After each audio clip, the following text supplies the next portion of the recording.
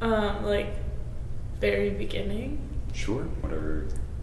Um, well, I guess I started running when I was 12. I started running track, and I did all the really short sprinty events because I was like, I don't want to run that far. That's so hard to run a mile. I started pretty late compared to everybody else, to be honest with you. I started my freshman year of high school. I started swimming when I was 5 years old, summer club swimming. And I loved it as soon as I found out I was good at it. What young girl doesn't love beating boys in a gym class mile? That was awesome. When you're 7 years old, everything is fun and you love physical activity. So no, I really loved it for a long time. I had always wanted to play football just growing up, but the thing is, my parents both worked and they were both never home, so I had no one to take me to practices or even go with me to find out where I could play. So it was just waiting till high school, just waiting and waiting and waiting all throughout the younger years. And when the opportunity came, I was more than happy. And mom was a little bit worried, but I told her it was gonna be fine. High school was weird to start growing up, and physically and mentally changing and being in a new environment and running, and my body did not respond to running as well in high school, so it was kind of hard to catch back up with.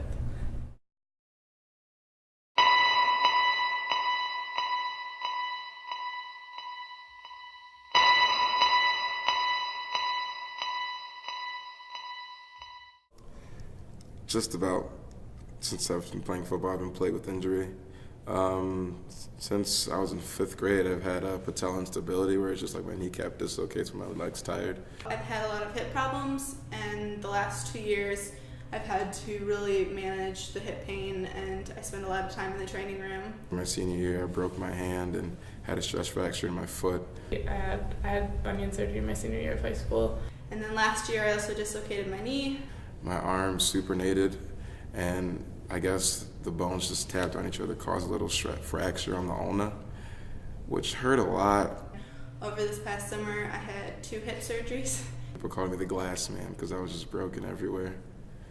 You're away from the sport of swimming, but it's also injuries that are huge.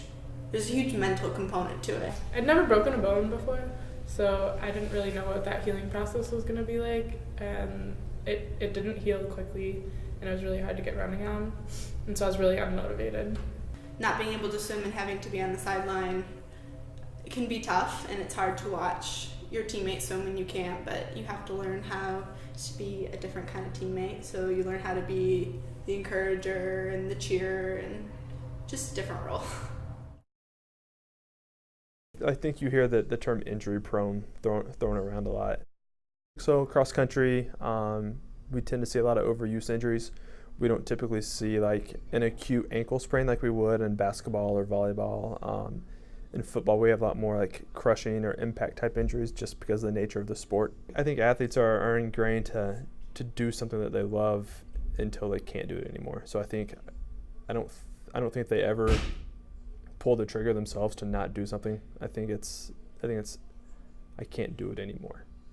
You never want somebody's career to be ended by an injury. And in those situations that we have to pull somebody's career, it's never an easy conversation. It's never an easy feeling for the athletic trainer, for the doctor, for the parent, for the player, or the coach. It's no fun telling somebody, hey, you can't do the sport that you love anymore.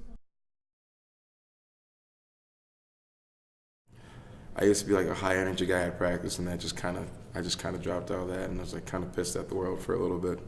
And then when I got hurt, it was just wow, everything that I liked just gone now. I had nothing. It felt like I was just more of a crabby person. And when I came back, I was taken off every special teams just about, was moved from a 2 to a 3. So I came here and I was super slow. My coaches from high school laughed at me. It's hard for me to do a lot of different kind of exercises because it's hard. Everything seems to be hard on the hips or knees. I was really angry then, but I realized towards the end it's not how I should be. I should still look out for the boys, and I like the seniors a lot, and this season was still important to them, and I still wanted to play my role, even though it might not have been as big as a role I had in years past. It was still an important role. So I started getting like back to where I started my senior year of high school, and I was just so excited about it. I just wasn't ready to be done. I want to say a week or two into the summer, my mom was like, okay, you can play football. So I get on the phone with Coach Sorbo and ask him, do you still want me to come play? And he's like, we'd love to have you to still come. I had been recruited by another Division III college, and I hadn't really thought of running as a possibility before that. And when I thought about it and when I toured there and saw their team, I was like, yeah, I want to do that. I want to be a part of that. At my recruiting trip, I got along with the girls really well, and I really liked Kathy. This school is like high on academics, and which is very important to me because I know personally I'm not going to play football in the NFL. There's no way. But afterwards, I need something to do, and this school provided like the best opportunity for me to get an education and do what I love to do at the same time. And that was one of the biggest reasons I came here. I don't really have like one specific memory, but there's just like a general goofiness on the team that's like really fun to be a part of, and like I've met my best friends through the team, you know, and they're graduated now, but I still love them. So I'm glad that I had this opportunity to get to know them. I've had to think about quitting multiple times because of my injuries, but it's always been my teammates that have brought me back to the sport.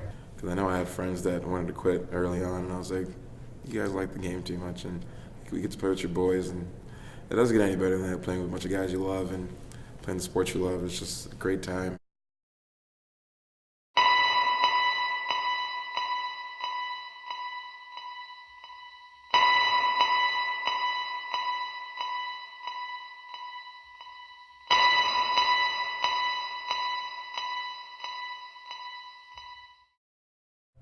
Well, with swimming, you don't really get a lot of free time. It's a lot of balance. So, I mean, school is most important, and then swimming. As a senior and as a member of student government and as an intern, and an athlete, I gave up my social life this fall. You know, I'm writing my SIP. I don't have time to see people. I've really sacrificed my social life. Some could say it affects us academically, but we'll be fine. School is most important, and then swimming. So those are, you put most of your time into those, and then you have very little free time. I mean, I definitely don't have time for a lot of other things, but I know I'm happier because I'm running. I think that I would love to run regardless, right? But I think that like having this scheduled time is like what I need, and it helps me decompress from my classes.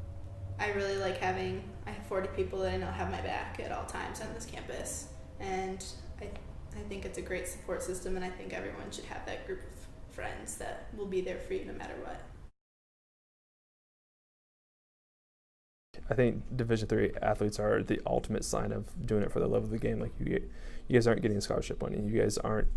You guys don't have the frills and everything of a University of Michigan or Michigan State or even Western Michigan, for example. Like you guys just don't have all those resources. So I think Division III athletes are genuinely, like, you guys are doing this for the love of the game. You don't have to be here. You could be a regular student at K College, but you're choosing to participate in sports, and hats off to you guys for doing it. I love the game. I like to play, and I know it's coming to an end. It's kind of sad and surreal. I don't know. It's also really hard to separate, right? You know, because like this is my experience, and it's such a big part of like everything about my experience here. Playing the sport you love is just a great time, and I wouldn't trade it for the world. I could go run on my own in an hour, but if I ran on my own, I'd probably skip the warm-up, and I probably wouldn't be running a few weeks later. But I'm